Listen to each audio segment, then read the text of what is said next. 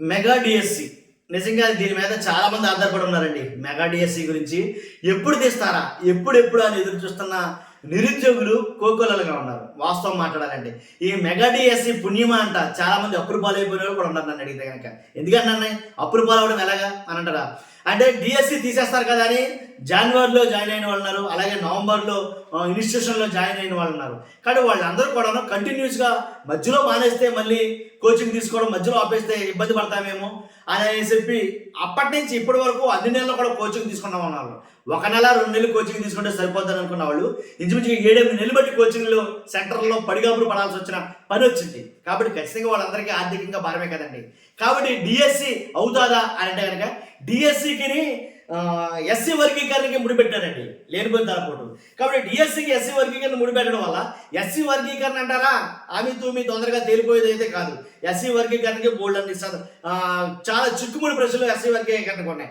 కానీ ఎస్సీ వర్గీకరణ కంప్లీట్ అయితేనే డిఎస్సి అనేది నోటిఫికేషన్ అయితే జారీ చేయాలనేమో పంతం పట్టుకున్నట్టు పక్క నుంచి కోట ప్రభుత్వం ఎదురు చూస్తుంది.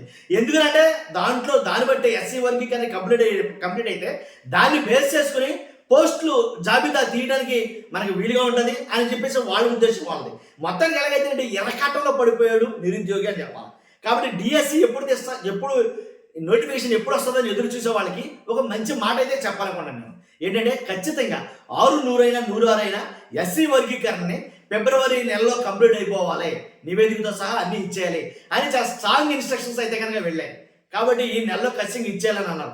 ఒకవేళ ఇచ్చేస్తే కనుక మార్చిలో నోటిఫికేషన్ పడవచ్చు. ఖచ్చితంగా మార్చిలో నోటిఫికేషన్ పడితే కనుక ఏప్రిల్, మే, జూన్లో స్కూల్ తెరిచే నాటికి కొత్త ఉపాధ్యాయులు అంటే సెలెక్ట్ అయిన ఉపాధ్యాయులు వాళ్ళ సీట్లలో ఎలా కుర్చీలో కూర్చుంటారు అనేది నేను చెప్పగలను.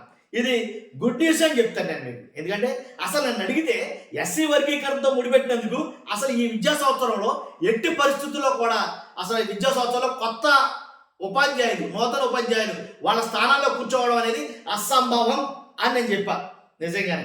ఎందుకని ఎస్సీ వర్గీకరణ ఆషామాషి కానుండది, అది తేలిది, తెప్పుదారి లేదు దానికి. కాబట్టి ఈ లోపల ఏదైనా కోర్టులో వేస్తే కనుక ఎస్సీ వర్గీకరణ మళ్ళీ మొదలు వచ్చేస్తుంది ప్రాసెస్. మరి అలాంటప్పుడు ఏంటి, అసలు నన్ను అడిగితే ఎస్సీ వర్గీకరణతో ముడిపెట్టకుండా ఉన్న పోస్టుల్ని తీసేయడం యథాతథంగా చాలా బాగుండిపోయినని నేను ఇంతకుముందు వీడియోలో కూడా చెప్పాను. ఇప్పుడు కూడా నేను అది చెప్తున్నా. ఒకవేళ ఇంకా లేట్ అవుతుంది ఎస్సీ వర్గీకరణ అంటే కనుక మరలా జూన్ జూలై నెలలో కొత్తగా ప్రభుత్వం తీసుకున్నటువంటి ఉపాధ్యాయులు వాళ్ళ కుర్చీలో కూర్చోవడం కష్టం, డిఎస్సి కంప్లీట్ అవ్వడం కష్టం. కాబట్టి చేయాల్సింది ఏంటంటే ఒకవేళ ఫిబ్రవరిలో అయిపోతే కనుక ఎస్సీ వర్గీకరణ వెంటనే మేఘాల మీద డిఎస్సి నోటిఫికేషన్లు అయితే ఇస్తే కనుక అప్పుడు నేను అన్నట్టుగా అలాగే కోట ప్రభుత్వం అన్నట్టుగా ఖచ్చితంగా కొత్తగా ఉపాధ్యాయులు అందరూ కూడా జూన్లో స్కూళ్ళు తెరిచే నాటికి బడులు తెరిచే నాటికి వాళ్ళ సీట్లలో కూర్చుంటారు.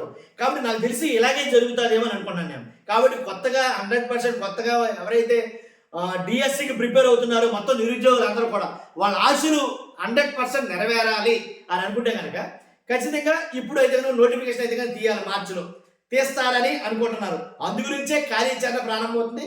మ్యాక్సిమం ఒక క్యాలెండర్ అంటే క్యాలెండర్ కాకుండా కొన్ని మంత్రుల వారిగా కొన్ని అయితే సిద్ధం చేసుకుంది. మన జరిగిన ఏదైతే మీటింగ్ ఉందో ఆ మీటింగ్లో కూడా మాట్లాడడం కోట ప్రభుత్వం అదే మాట్లాడింది. వాళ్ళు మాట్లాడుకునే ప్రతి మీటింగ్లో కూడా ఈ డిఎస్సి గురించి అయితే వస్తుంది. కాబట్టి 100% ఈ డిఎస్సి ఈ జూలై లోపల కొత్త ఉద్యోగాల్లో అయితే కనుక కొత్త ఉపాధ్యాయులు అయితే కూర్చుంటారని నేను ఆశిస్తాను. అలాగే జరుగుతుందని అనుకున్నా. జరుగుతున్న పరిణామాలు చూస్తే మీ అభిప్రాయం ఖచ్చితంగా కామెంట్ రూపంలో తెలియజేయండి. చూస్తున్నా మీకు అందరూ కూడా ఖచ్చితంగా ఫస్ట్ మన వీడియోని లైక్ చేయండి. లైక్ చేస్తే ఇలాంటి వీడియోలు నేను మరిన్ని మీ దగ్గర తీసుకురావడానికి అవకాశం ఉంటుంది. లైక్ చేయండి. అలాగే కొత్తగా మన ఛానల్ చూస్తే పక్కాగా సబ్స్క్రైబ్ చేయండి. Thank you very much.